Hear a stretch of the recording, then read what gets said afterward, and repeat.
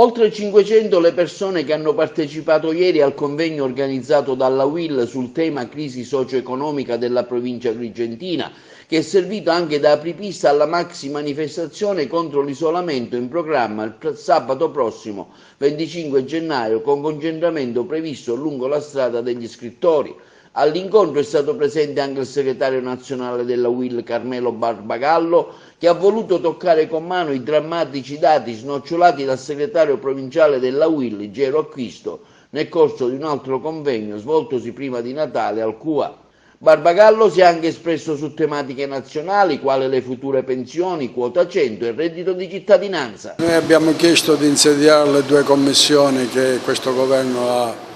di nuovo rimesso in pista, che sono quella per separazione della previdenza e dell'assistenza e quella che riguarda i lavori gravosi e usuranti.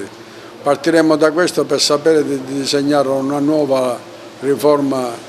previdenziale che faccia capire che ancora i nostri conti sono a posto e che bisogna cambiare le cose per quanto riguarda i lavori gravosi e i lavori usuranti, perché non tutti i lavori sono uguali e la Fornero era sbagliata per questo.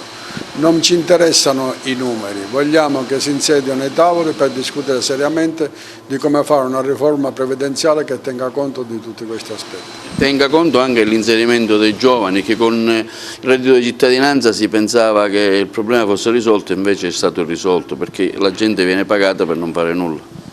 C'è il problema che si diceva che andando in pensione con quota 100 molti lavoratori ci sarebbe recuperato il turnover è ancora fermo lì, i precari sono ancora che aspettano la stabilizzazione, noi dobbiamo batterci ancora una volta per fare in modo che i giovani non se ne vadano dal nostro territorio, perché nel loro DNA c'è la capacità del Made in Italy